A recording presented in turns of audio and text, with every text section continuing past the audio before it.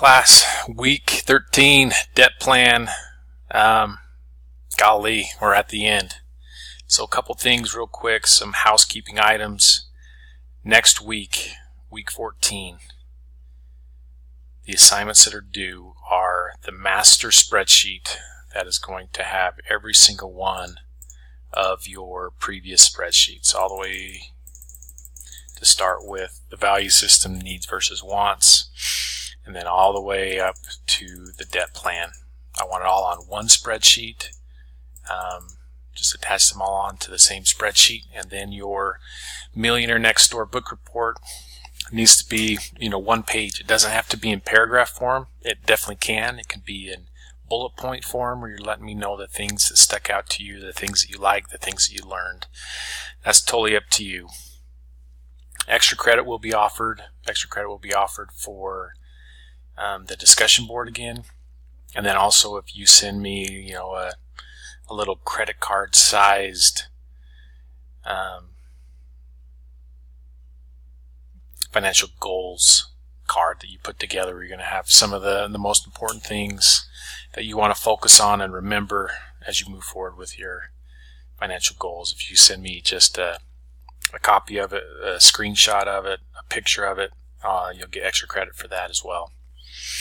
So the debt plan this week, we're just going to be going over how we're going to manage it, and more than anything, it's going to give you an idea of what going into debt can look like, help paint a clearer picture. We're going to start out with our current household situation. Again, the hope is that you will continue to update this over time. 25 years old, planned or current income of $60,000, not married, no dependents, and I have $100 of liquid assets on hand.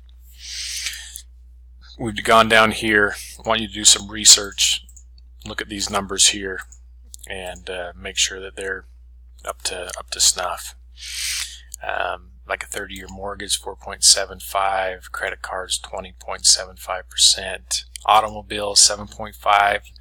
That's one where you can definitely find something less than that. Student loans 5.5. That's probably reasonable, and then other consumer debt at 11%. In this scenario, the only debt that we currently have is $11,500 in student loans at 5.5% on a 20-year term. We're going to go down here, discuss our household rules for debt management. So we're going to start mapping things out and think about how we want to deal with debt. In this scenario, first question: are we going to borrow for a home or a mortgage? Yes. How much is your limit? It's $250,000. You're going to borrow for an automobile? No.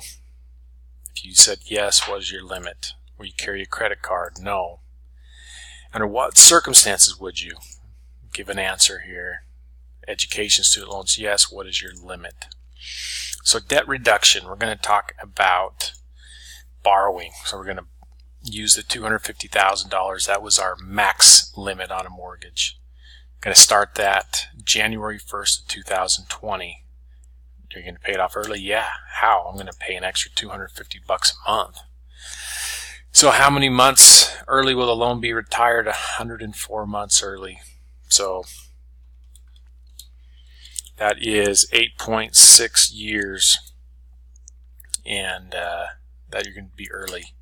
So that's going to save us $76,450, which would put it all roughly 21 years and a few months is what the total time would be. So how we got to that 76,000 is you would use a calculator of some sort using the 4.75, the term.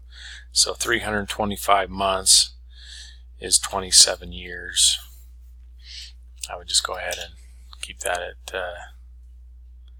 360 for a 30-year mortgage.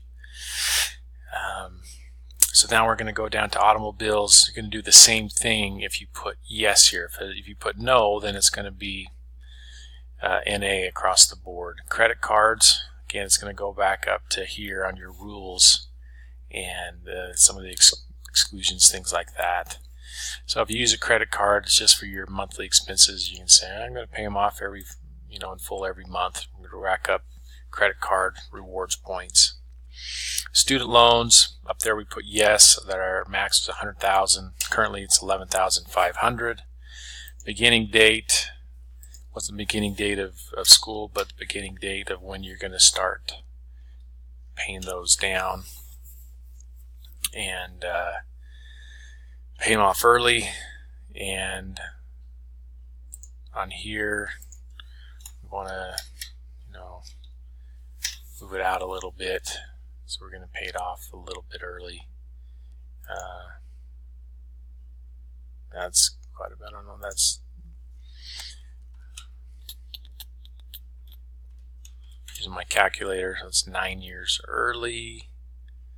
We're originally set up on a 20-year, so that's going to be like 31. Anyway, so crunch some numbers, use some calculators that are available online to help you figure out what these numbers are. But it's pretty cool to look at, like in this scenario, and see if I pay an extra $250 every month on my mortgage, it's going to go towards the principal. If I borrow $250,000 over 30 years, it's going to help me save, about just under 9 years of paying for that mortgage. So it can make a huge difference, save you a lot on the interest. You're awesome. Keep up the good work, class. Thanks for all you do. Let me know how I can help. If you want to make up other work, if you need access to things, just let me know. Thanks a lot.